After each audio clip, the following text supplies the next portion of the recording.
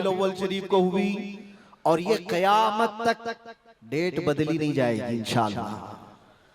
और जो कुरान और हदीस की बात मैं अर्ज कर रहा हूं, सबसे बड़ी बात तो ये है, आप रसूल पाक सल्लल्लाहु अलैहि वसल्लम को खुदा समझते हैं या खुदा का रसूल समझते हैं? खुदा का रसूल समझते हैं तो फिर मीलाद मनाओ, इसलिए कि खुदा की मीलाद नहीं हो सकती, खुदा की मीलाद नहीं हो सकती, क्योंकि अल्लाह के बारे में अकीदा क्या है हमारा? लम यलिद वलम यूलद, वो ना किसी से पैदा हुआ ना उससे कोई पैदा होगा। अल्लाह किसी से पैदा नहीं हुआ और अल्लाह के पैदा होने की कोई तारीख नहीं बनाई जा सकती, उसकी मीलाद नहीं हो सकती।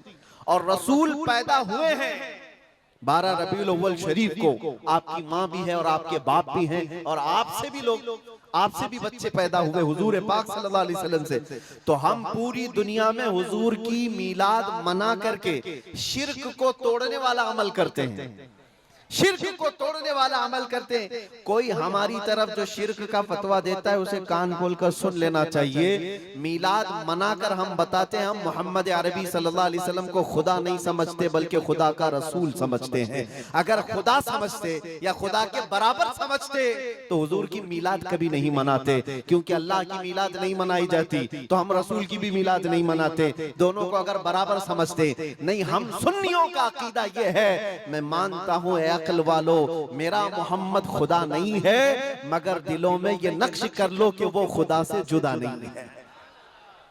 यह हमारा है। रसूल करीम सल्लल्लाहु ताला अलैहि वसल्लम की मीलाद मनाना शिर्क को तोड़ने वाला अमल है, शिर्क को खत्म करने वाला अमल है। और आपको एक बात ये भी बता दूं, हुजूर अकरम सल्लल्लाहु ताला अलैहि वसल्लम की विलादत जिस दिन हुई थी पूरी कायनात में बहुत कुछ तब्दीलियां आई थी, जो सही रिवायात में मौजूद हैं, बहुत तब्दीलियां आई थी। अरब उस वक्त जो रेगजार था, सहरा था, सब्जा देने लग गया, बारिशें बराबर होने लग गई। अरब में आज भी बारिश नहीं होती है, साल में 2-4 बार बारिश के कतरात गिर गए, अलग बात है। मौसम बाज़ाब्ता जैसे बारिश का यहाँ होता है नहीं होता। लेकिन जिस साल हुजूर पाक सल्लल्लाहु अलैहि वसल्लम की विलादत होने वाली, अरब में सब्जे उगने लग गए हैं या बारिश होने लग गई है। और उस साल जो हालात की तब्दीली थी, मुल्क शाम में एक नदी जो सूख चुकी थी वो अचानक जारी हो गई, पानी भर आया। और एक नदी जो हमेशा बहती वो अचानक सूख गई। एक आतिश कदा था 1000 साल से जिसकी आग को बुझने नहीं दिया गया था ईरान के नुजूमियों ने, आतिश परस्तों ने, अचानक वो आग भी गुल हो गई। एक ही दिन में सब चीजें हो रही हैं। और कायनात में ये जो बड़ी बड़ी तब्दीलियां हुई थी, उस दिन एक और तब्दीली, बुत सारे औंधे मुंह गिरे हुए थे। जो 12 रबीउल अव्वल शरीफ का दिन था, ये सही रिवायात से मैं बता रहा हूं, बुत औंधे मुंह गिरे हुए। लेकिन एक बहुत बड़ा मसला हुआ था जिसकी तरफ इमाम अहले सुन्नत फाजिल बरेलवी रहमतुल्लाह ताला अलैह अपने शेर में इशारा करते हुए फरमाते हैं, क्या एक बहुत बड़ी तब्दीली ये हुई थी कि मुल्क फारस का जो बादशाह है किसरा, उसका किला इतना मजबूत था कि उसकी हिफाजत के लिए 1 लाख फौजी खड़े रहते थे, सिर्फ किले की हिफाजत के लिए। और वो किला इतना मजबूत कि उनका दावा था, उनका चैलेंज था कि इसको कोई तोड़ नहीं सकता, इसको मिटा नहीं सकता। लेकिन 12वीं शरीफ का दिन या सुबह के वक्त अचानक किले के अंदर जलजला आया और दीवार फट गई।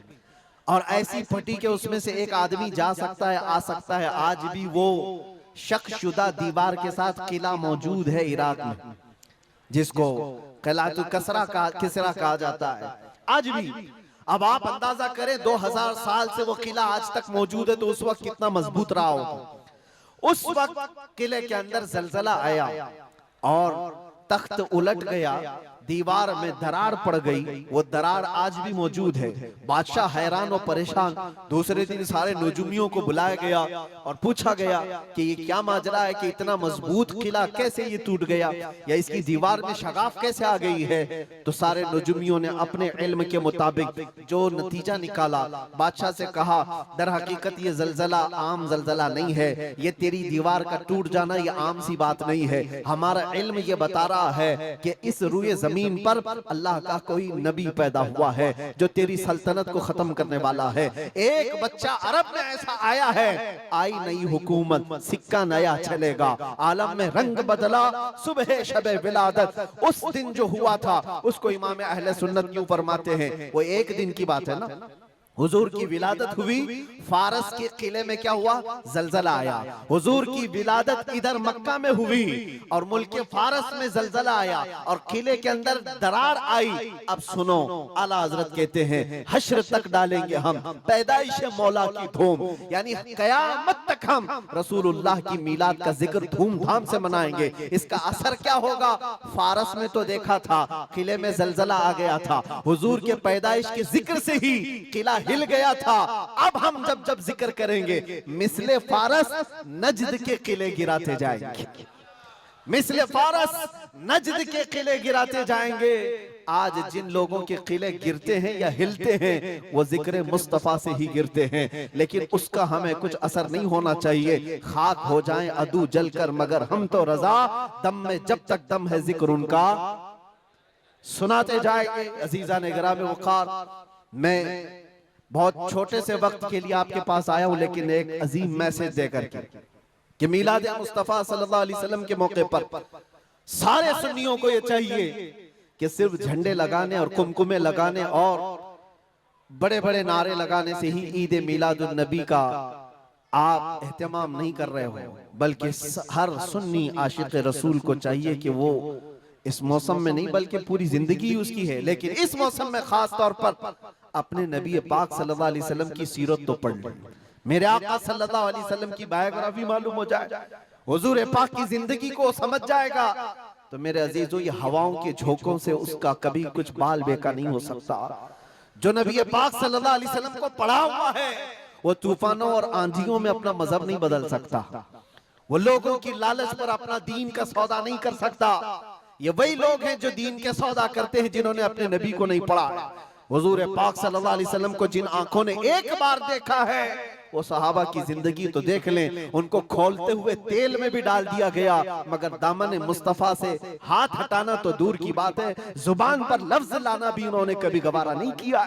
जानते हो, 3 भाई थे, ये कलयुगी में एक हिकायत लिखी हुई है, 3 सगे भाई थे, एक ईसाई बादशाह ने गिरफ्तार कर लिया, तीनों जवान थे, 20 से 30 साल के बीच में, और बादशाह ने कैद करके उनको सबसे पहले क्या कहा? तुम अपना दीन बदल लो, धर्म परिवर्तन कर लो, मोहम्मद अरबी सल्लल्लाहु अलैहि वसल्लम के जो कसीदे गाते हो छोड़ दो। लेकिन देखो, याद रखो, उसमें से जब बादशाह ने ये बात रखी तो उन्होंने कहा नहीं, हमारा दीन इतना सस्ता नहीं है कि हम तुम्हारी कैद में आते ही बदल डाले। उसने कहा अगर तुम बदल लोगे तो मैं तुम्हें अपने वजारत में, सिपाहियों में बड़े मनसब पर रखूंगा। नहीं माना, ठुकराया। बादशाह ने क्या कहा? इसकी सजा तुम्हें भुगतने के लिए तैयार रहनी होगी। तैयार। बहुत बड़े एक कढ़ाई में तेल को लाकर खोलते हुए तेल में उसमें से सबसे बड़े भाई को डालने का हुक्म दिया। बादशाह ने जैसे हुक्म दिया, जल्लाद आया और उन 3 भाइयों में से एक को उठाया और खोलते हुए तेल में डाल दिया। अंदाजा करो, मोमबत्ती पर अगर तुम्हारी उंगली भी लग जाए ना तो चमड़ी जल करके निकल आएगा, और पता नहीं कितने दिन तक इसकी जलन आपको होती रहे। लेकिन एक पकते हुए तेल में डाला जा रहा है, डाल दिया, जिस्म पूरा चरमरा गया।